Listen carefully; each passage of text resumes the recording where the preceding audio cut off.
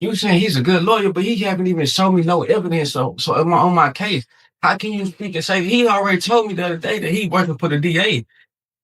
He's just said that yesterday he would bring the video. Don't talk over me.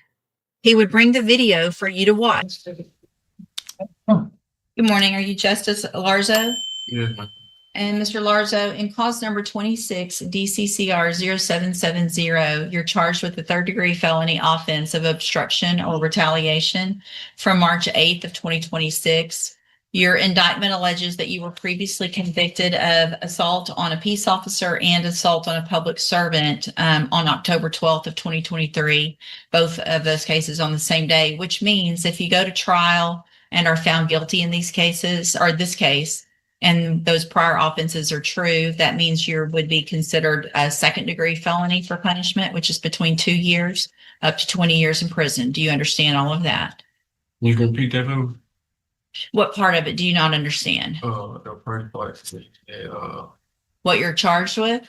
The way you said. So here's the thing. You're charged with obstruction or retaliation. Correct. The offense date is March 8th of 2026. Correct. And that's a third-degree felony. Correct. The indictment also shows me that you were already convicted of 2 other felonies on the same day.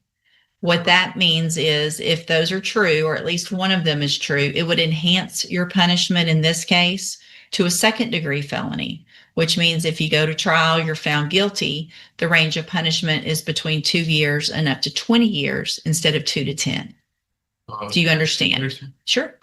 What it says is if you convicted, if you catch the case, 2 of the cases at the same time, then that would be consist of the enhancements. If you put both of those charges at the same time, I didn't catch those charges at the same time, even though I was convicted at the same time because they ran the CC. Here's the thing. It only matters on one of them, right? Because the fact that they were run CC is what makes this enhanced by 1 instead of turning it into a habitual. So I'm only counting it like it's 1, right? So let's just assume you have 1 prior conviction. It doesn't matter if you have 1 or 2 or 14 from the same day, the same conviction day. It only will enhance this 1 level, which means from a third degree to a second degree, just like I said. Make sense? Okay. So I'm sorry to interrupt, Sure. if I may. Yes. For the benefit of the defendant, I've tendered that pen pack to Mr. Rojas. The convictions are on the same day, but for the actual same type of offense. And in this instance, he threatened to murder a police officer, which is why the offer is what it is. And for his benefit, I also tend to introduce a punishment where available by the rules of evidence, the misdemeanor and juvenile contacts with the law that he has had as well. All right. Thank you, Ms. Malfino. So you've had an opportunity to visit with Mr. Rojas about your case. And Mr. Rojas, do y'all have an announcement? Judge, I was speaking with Mr. Larzo yesterday. I think his intention is to come here this morning and ask for a new lawyer. I explained to him the way to get a new lawyer is to reject the offer and set it for trial, because I think that was originally his intention. He, however, didn't want to sign any paperwork with me. Because I haven't got an offer. You haven't gave me an offer. You said 5-year cap. I don't know what that is. That's not an offer.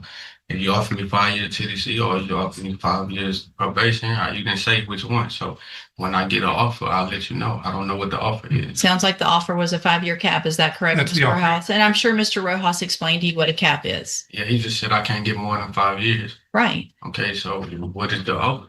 How many years? 5 years TDC? So it's up to me.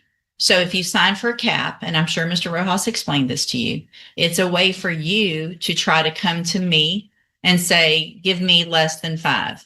I could give you 5, 4, 3, 2, or I could consider probation. It would all depend on the information that I received at a sentencing hearing. But if I follow the agreement, I couldn't give you more than 5. So it's something where it's not for sure. You have an opportunity to ask for something within that range. Does that? Tell me this today. What? I would like to take care of this today. Well, talk to your attorney and listen to what he has to say. And if y'all want to take care of it today, then there's some paperwork that you have to go over with and sign, and then we'll go forward. All right. You can go back with the bailiff. So many words are allowed. Yeah. All right, Mr. Larzo, what's going on? Hello. I'm going ahead. I want to request a new lawyer. He's not a representative. Here's the thing, you don't get to do that. So here's where we are. Mr. Rojas is a great lawyer. He's not, just because Can I speak? nope, not while I'm talking. I already gave you an opportunity earlier, and I'm going to give you an opportunity in a minute, but I want you to listen carefully to what I have to say first, okay?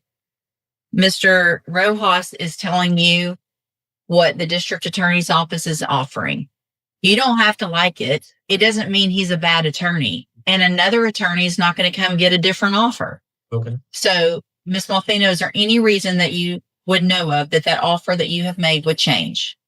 No, it will only go up. So you're where you are. So either you accept that offer or we set your case for trial. Once your case is set for hang on. I want a new lawyer. I don't. Hold on. I understand, but listen. You want to let me speak, man? Please, can I speak? I'm going to let you speak, but I'm going to give you what your options are. Okay. I don't want is effect. What I'm saying, you trying to say trial, this and that. I haven't even seen my discovery evidence. You saying he's a good lawyer, but he haven't even shown me no evidence. So on my case, how can you speak and say he already told me the other day that he working for the DA? He already said. Sure. I said you haven't. He have not one asked me what happened. He haven't even got my side of the story. Have you got my side of the story? Have I told you what happened in this case? Can you tell this person what I told you? Mr. Larzo, you're not in charge and you're I'm not not asking saying I'm not in questions. charge, but what I'm saying is, how can he say he can represent me and he's ain't done nothing but come to me and say the DA said this, the police report said this. He has not. That's the evidence. That's what he's telling you. The evidence is what's in. That's what the police report said, but he hasn't asked me my side. And here's the thing, your side is important. If you didn't do it, what his job is to tell you this is the evidence they have against you. You can take this deal, or if you say you didn't do it, you can go to trial. So if you're saying you didn't do it, then let's get a jury to determine if you did it or not. I haven't seen no police report. I haven't seen no body cam footage. I haven't seen no evidence to where I can tell you if I'm ready to go to trial. Is there media in this Judge, case? if, as Mr. Rojas does in every case, he has requested and reviewed the discovery well in advance. Let's do this. Do you have some media? Judge, I have requested the media. What I told Mr. Larzo yesterday when he told me he wanted to watch the video, I told him we could reset the date to look at the video. He just said he didn't want to do that. He just wanted to come in and ask for a new lawyer. I want to because you now represent me effectively. You come to me and tell me the DA said this. Mr. Larzo, he's just said that yesterday he would bring the video. Don't talk over me. He would bring the video for you to watch. I'm going to reset your case for 2 weeks. He's going to bring the information. You can watch it and you can make your decision. The offer is what the offer is. The DA's already said that. I don't care if you take it or if you don't take it. Take it, fine. Don't take it. We'll get your case set for trial. You need to be respectful. Mr. Rojas is going to get out there, show you everything. You don't get to keep copies of things by law. He doesn't get to hand you a police report and you keep it. That's part of the law. So he can go over that with you, read what it says to you, show you the video, and then you can make your decision. Go back with the bailiff. Nope, I'm done today. Go back with the bailiff. I'm not understanding how you can give somebody 4 years for an aggravated assault and try to offer me 5 years. The hearing becomes noticeably more tense when the defendant openly challenges his attorney and insists he has not been properly represented. The judge firmly rejects the request to question counsel, explaining that another lawyer would not change the prosecutor's offer.